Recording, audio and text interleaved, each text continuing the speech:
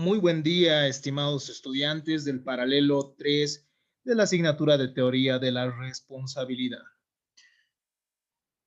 Hasta el momento, nosotros hemos podido estudiar de manera detallada algunos elementos de la responsabilidad en general. Y concretamente, bueno, hemos puesto énfasis en la responsabilidad civil. De esta manera es que nosotros hemos desarrollado la temática de la culpa, hemos podido estudiar el tema del daño, la antijuridicidad en las conductas que pueden darse por acción u omisión. También nos ha tocado desarrollar el nexo de causalidad y al revisar todos estos elementos, nosotros hemos podido revisar que para que exista responsabilidad deben concurrir al menos los siguientes elementos. En primer lugar, tiene que existir un hecho antijurídico, ¿no? Tiene que existir antijuridicidad del, del, del hecho, ¿no? Que va a traducirse en una acción u omisión. Nosotros ya hemos podido ver en qué casos la omisión puede ser considerada como idónea para producir la responsabilidad. Posteriormente a desarrollar este tema, nosotros hemos podido evidenciar la temática del daño como un menoscabo que es patrimonial o extrapatrimonial que va a sufrir una determinada persona. Hemos analizado dentro de a diferentes categorías. Hemos visto el daño patrimonial, el daño extrapatrimonial, hemos visto el daño contractual, extracontractual.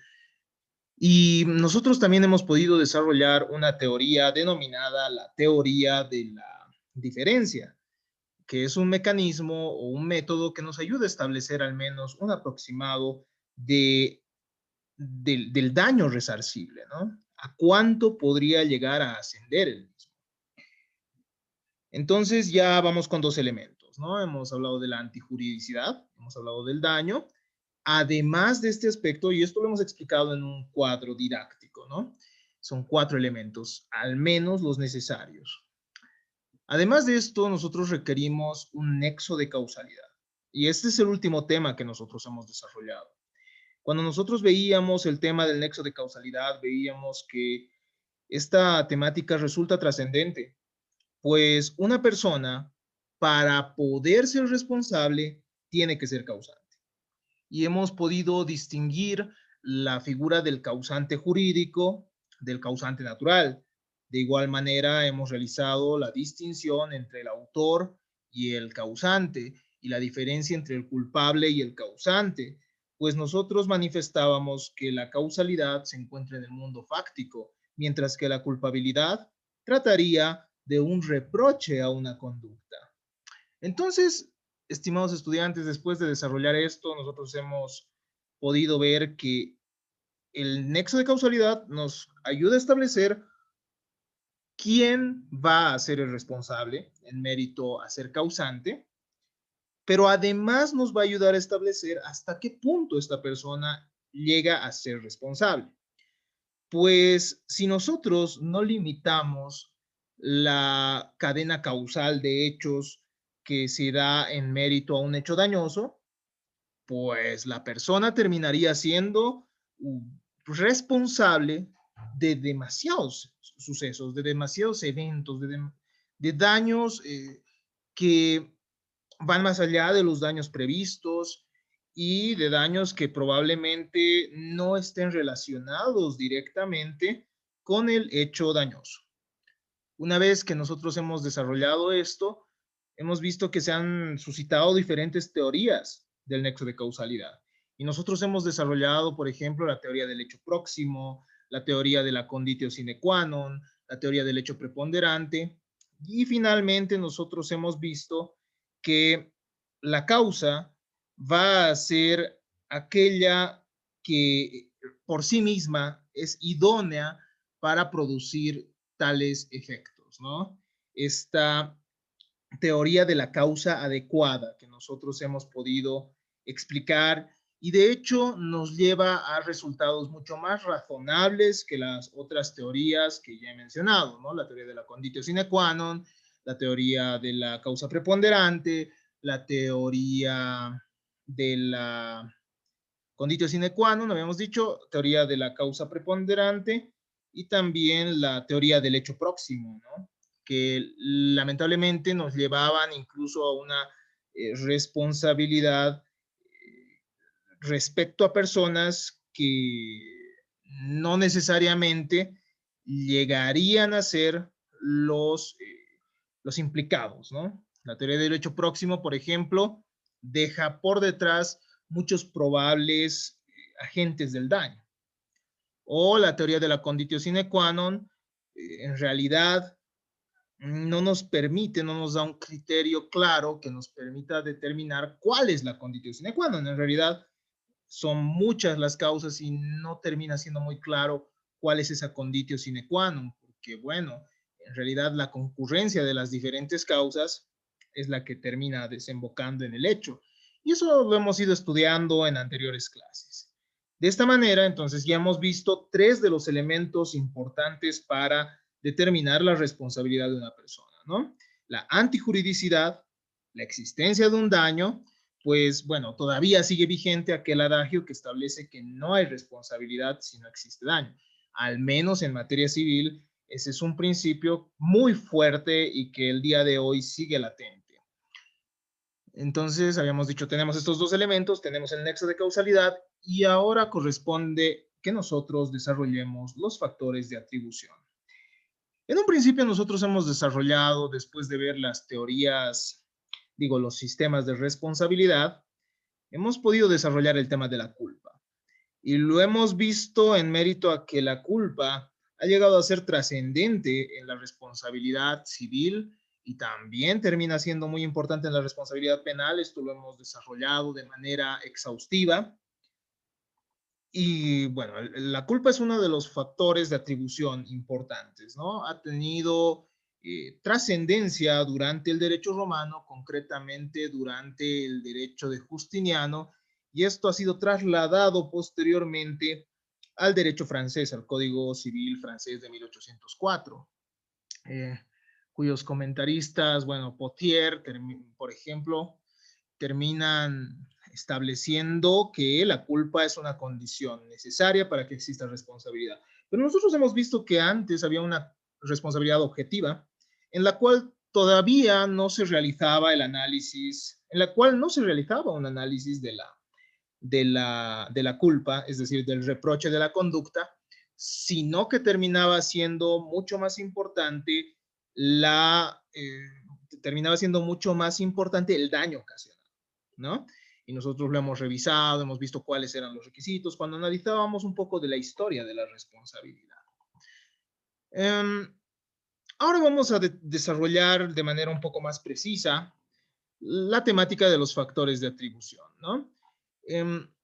Los sistemas de factores de atribución pueden ser subjetivos y objetivos. Cuando nosotros revisábamos revisábamos los sistemas de responsabilidad, veíamos que hay un sistema de responsabilidad civil subjetivo y un sistema de responsabilidad civil objetivo, ¿no? Entonces, cuando hablamos de responsabilidad civil objetiva, nosotros, estimados estudiantes, nos vamos a basar en un factor de atribución subjetivo, es decir, en un análisis de la conducta del sujeto, ¿no? Y es por esto que para que exista responsabilidad en un sistema de responsabilidad civil subjetivo, se requiere del dolo o de la culpa. Al menos en materia civil basta con la culpa, ¿no? Y nosotros hemos visto qué grados de culpa hay, hemos visto cuáles son los que están previstos, hemos visto que no está expresamente prevista la culpa levísima, por ejemplo. Entonces hemos podido ver que una persona termina siendo responsable cuando desarrolla una conducta contraria a la diligencia de un bonus pater familias. Pero además de la responsabilidad civil subjetiva, nosotros hemos visto que hay un sistema de responsabilidad civil objetiva. Y el sistema de responsabilidad civil subjetiva prescinde de la culpa, es decir, que no realiza un análisis de la conducta y de la reprochabilidad de la conducta del agente del daño. Veamos entonces que nuestro código en sus artículos 984 y 998 establece ciertos, bueno, estos factores de atribución, ¿no? El factor de atribución, estimados estudiantes, es la justificación por la cual se le atribuye a alguien la responsabilidad. Eso es. Nosotros ya hemos visto la antijuridicidad, ¿no? La antijuridicidad implica que una conducta sea contraria al ordenamiento jurídico. No la conducta como tal, el daño. Hemos visto que al final, 10 Picasso nos dicen derecho de daños, que el daño es el que tiene que ser antijurídico. Tiene que tratarse de un daño que no sea tolerado por el ordenamiento jurídico. Además, tiene que haber un daño como tal, ¿no? Y ese daño tiene que ser ese menoscabo patrimonial o extrapatrimonial. Sin daño no hay responsabilidad. Hemos visto que tiene que haber una relación, ¿no?, de causa y efecto entre el suceso, el hecho dañoso y el daño. Si no existe esto, no existe responsabilidad. Es por eso que también hemos desarrollado la ruptura del nexo de causalidad. Pero hasta el momento no hemos visto el por qué se le atribuye a alguien la responsabilidad. Entonces, cuando nosotros vemos los factores de atribución, estamos estableciendo, estamos justificando por qué se le atribuye a alguien la responsabilidad en determinados casos, ¿no? Es por eso que se habla de factor de atribución.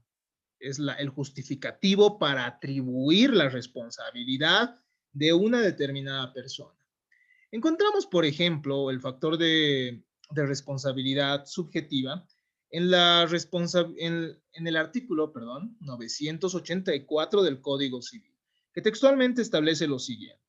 Quien con un hecho doloso o culposo ocasiona a alguien un daño injusto, queda obligado al resarcimiento. Entonces, nosotros podemos ver que entre los requisitos establecidos para este tipo de responsabilidad, para el sistema de responsabilidad civil subjetiva, se requiere de esa conducta reprochable. Es decir, quien con un hecho doloso o culposo, ¿no?, está estableciendo que tiene que existir ese factor ese factor de atribución subjetivo. Tiene que existir dolo o tiene que existir culpa mínimamente para que alguien pueda responder por los daños que hubiese ocasionado, ¿no? Entonces, nosotros podemos ver en este artículo 984 que se requiere de ese factor de atribución subjetivo, el dolo o al menos la culpa. Y este es el justificativo para poder atribuir la responsabilidad a una determinada persona. Además, claro está, tienen que concurrir los otros elementos, ¿no? La antijuridicidad, el daño, tiene que existir también el nexo de causalidad. Pero no siempre es trascendente la conducta del sujeto. No siempre es trascendente, no siempre es trascendente la reprochabilidad de la conducta, perdón. En realidad, la conducta del sujeto sí es importante, ¿no? Porque es el suceso o evento, la acción u omisión que genera el daño. O bueno, puede ser también un simple suceso, el riesgo de una determinada actividad, pero a lo que vamos acá es que no siempre termina siendo trascendente la culpa. ¿Por qué? Porque como habíamos visto en un principio nosotros hemos sido muy minuciosos al diferenciar la responsabilidad civil objetiva y subjetiva, ¿no? Y esto lo hacíamos porque, estimados estudiantes, es necesario comprender que hay un sistema de responsabilidad en nuestro ordenamiento jurídico que no requiere de culpa. Es decir, que una persona puede llegar a ser responsable sin que su conducta sea reprochable. Entonces hay otras causas de justificación de su responsabilidad. Y esto, por ejemplo, lo encontramos en el artículo 998 del Código Civil, que establece textualmente lo siguiente. Quien en el desempeño de una actividad peligrosa ocasiona a otro un daño, está obligado a la indemnización si no prueba que hubo culpa de la víctima. Ahí vemos, ¿no?, lo que ya habíamos estudiado, que es la culpa de la víctima, que es una forma en la cual existe la ruptura del nexo de causalidad. Pero bueno, eso entre paréntesis. Quien en el desempeño de una actividad peligrosa ocasiona un daño, dice, ¿no? Es decir, acá, si ustedes analizan, la ley no está exigiendo ni dolo ni culpa. Es decir, no se analiza, no se realiza un análisis de la reprochabilidad de la conducta del sujeto. Es decir, no se compara su dirigencia con la de un bonus pater familias, no se realiza el análisis del mismo desde la previsibilidad y evitabilidad según el sujeto, estos elementos objetivos y subjetivos que deben concurrir según lo que nosotros hemos visto cuando nosotros estudiábamos el tema de la culpa. Acá nos dice que basta una actividad peligrosa, ¿no?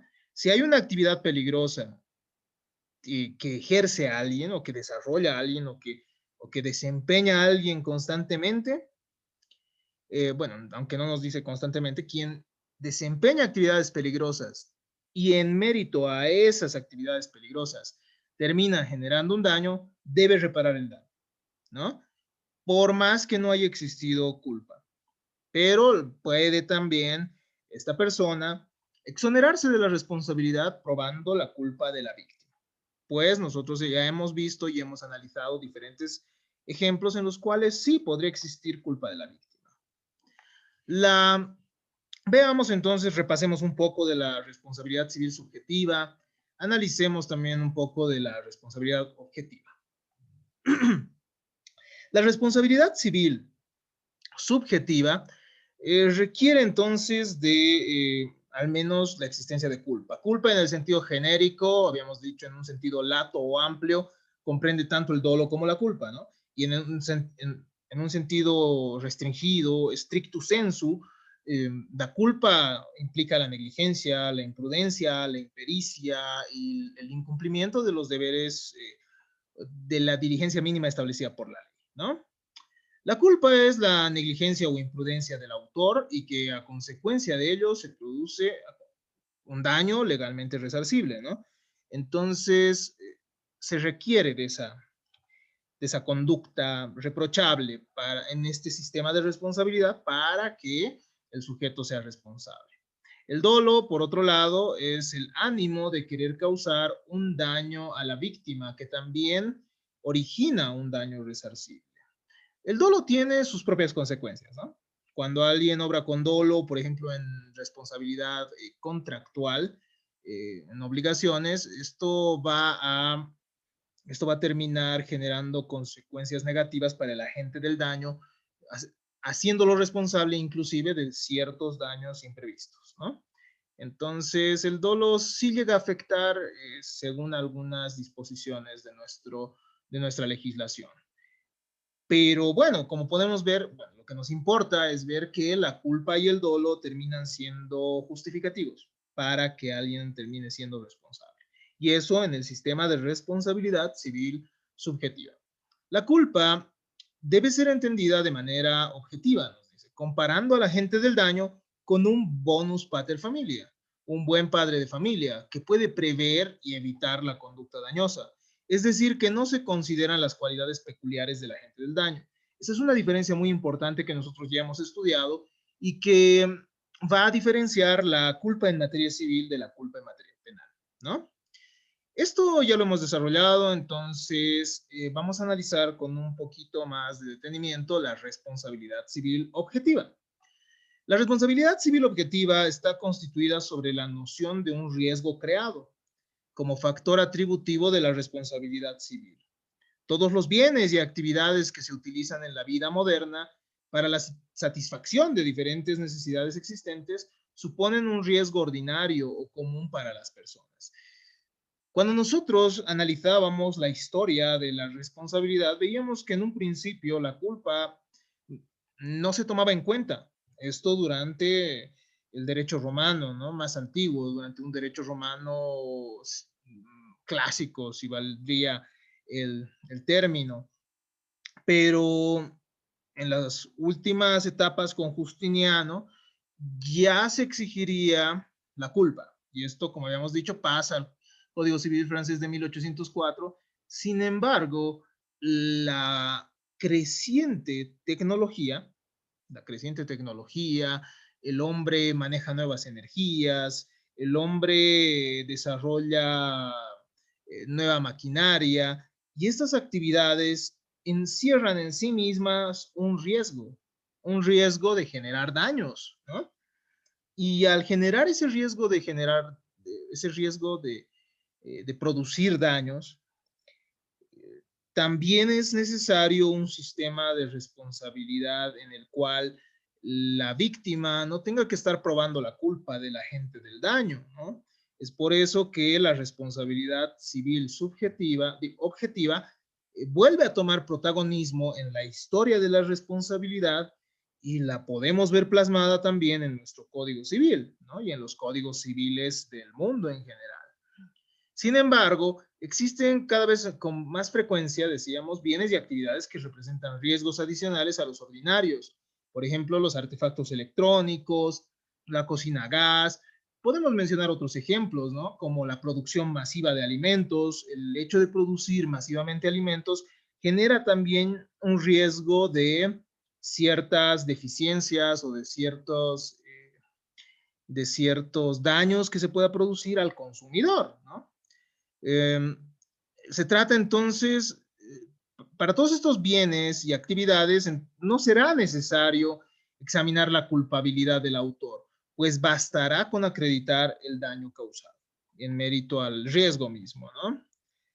Los factores de atribución objetivos, entonces, eh, son diferentes, no se basan en la culpa del agente del daño.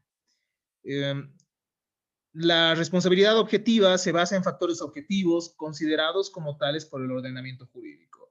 Es el ordenamiento jurídico el que nos establecerá entonces cuáles son los justificativos por los cuales la persona es responsable más allá de su culpa.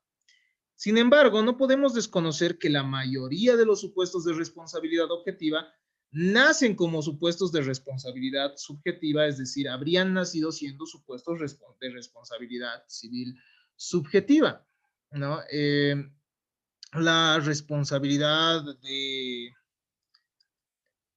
de objetiva, nos dice entonces este postulado y nos dicen los teóricos, tendría como génesis, tendría como antecedente a la responsabilidad civil subjetiva, es decir, conductas que antes eran consideradas reprochables, de a poco se van volviendo como, bueno, van tornándose como una responsabilidad civil objetiva. Se basa entonces en la siguiente fórmula. Quien con su actividad crea las condiciones de un riesgo debe soportar las consecuencias de esa actividad.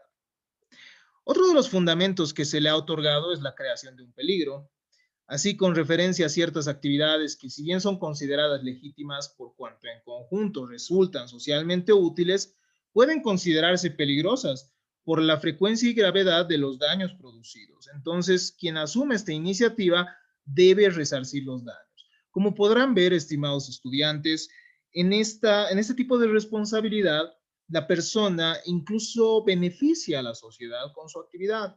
Su actividad en sí es lícita, pero lo que se considera antijurídico termina siendo el daño producido. Y ese daño producido, entonces tendrá que tener un justificativo, ¿no? Y el justificativo es el riesgo mismo de la actividad.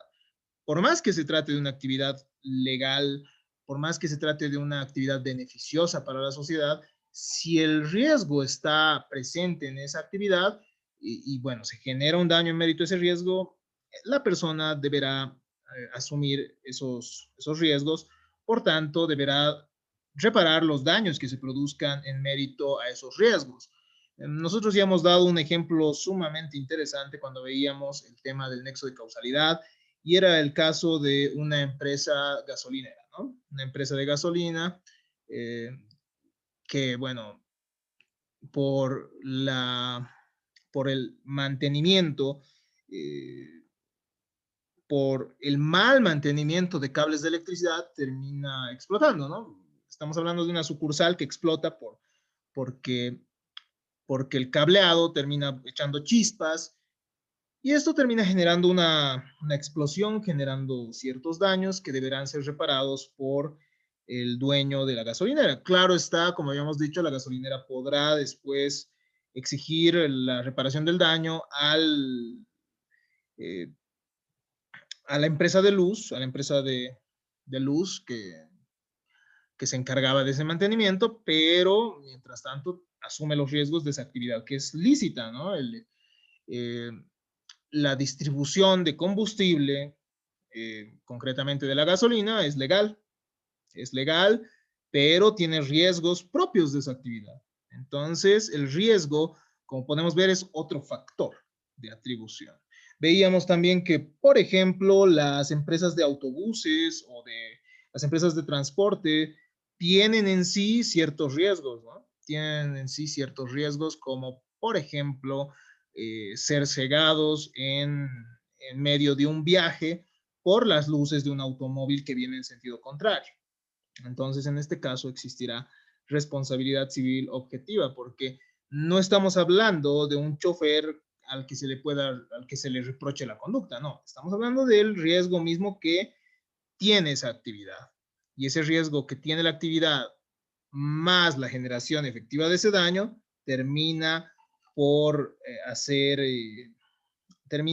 viable la responsabilidad.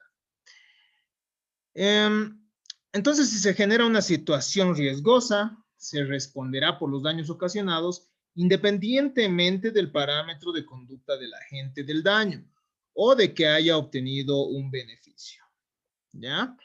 Entonces, en este ejemplo que dábamos de la empresa de transportes, la persona está transportando ciertos muebles, viene un automóvil en sentido contrario que lo va a cegar con las luces. Esto provoca que el conductor pierda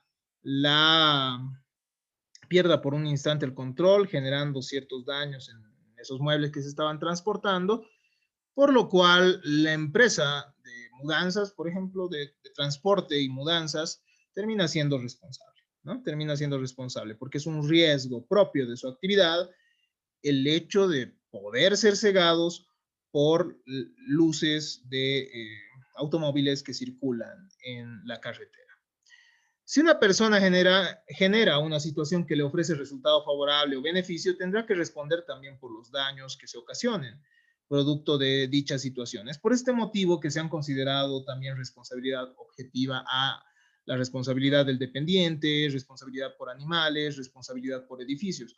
La doctrina sobre este tipo de responsabilidad, estimados estudiantes, ha llegado a establecer que habría responsabilidad objetiva, pero no solo hay responsabilidad civil objetiva por el riesgo.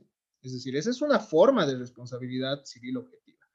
También hay responsabilidad civil objetiva por el beneficio que pueda obtener cierta persona, ¿no? La responsabilidad del dependiente o la responsabilidad de los patronos por los comitentes o de los patrones por su dependiente, por su empleado, ¿no? Si el empleado genera cierto daño en el ejercicio de sus funciones, el responsable termina siendo el empleador. ¿Por qué?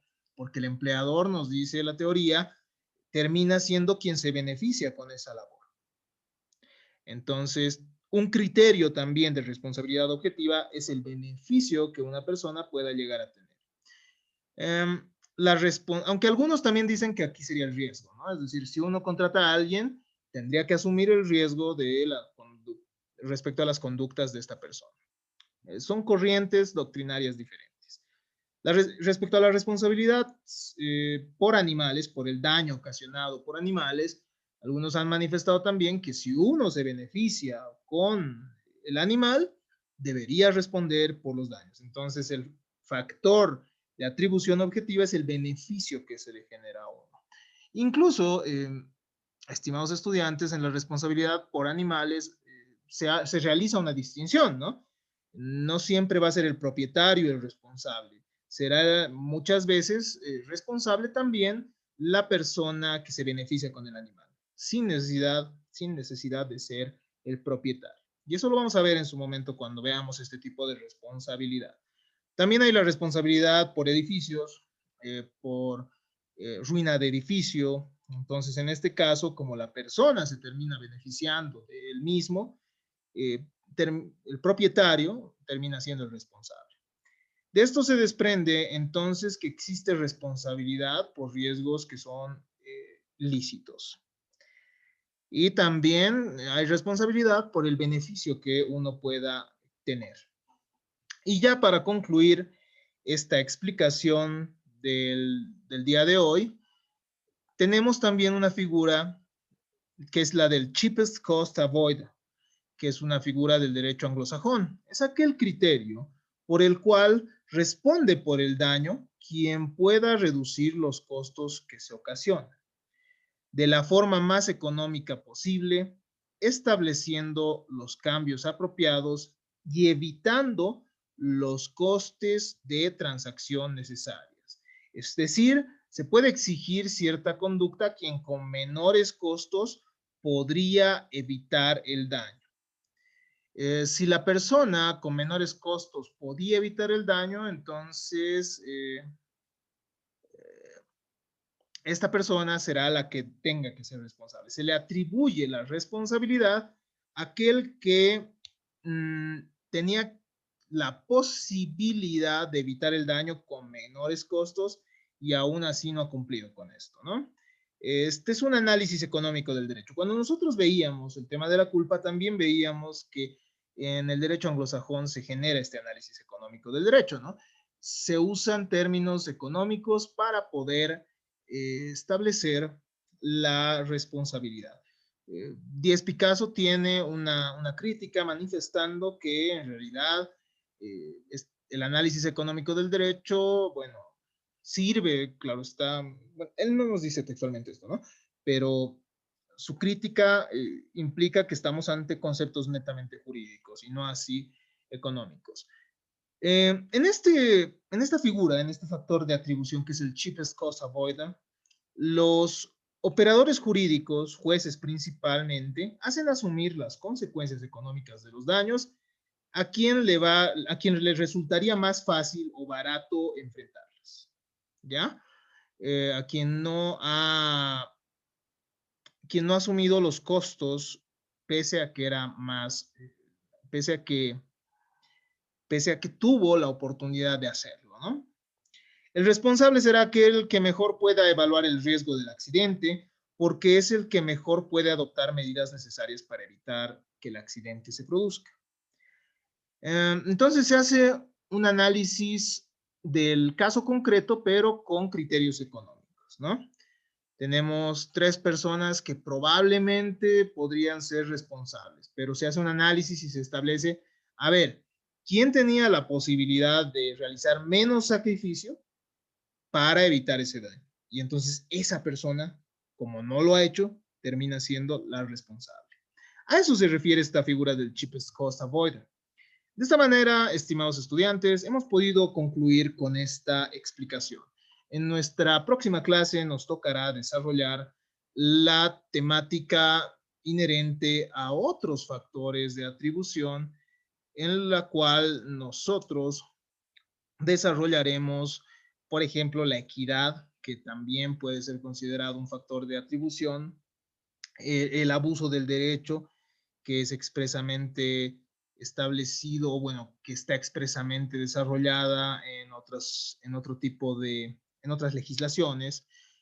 Y bueno, habremos terminado entonces con estas aclaraciones los factores de atribución. Sin embargo, en nuestro sistema tienen trascendencia los factores subjetivos, el dolo y la culpa, y los factores de atribución objetivos, que como hemos visto pueden ser el riesgo o también puede ser el beneficio que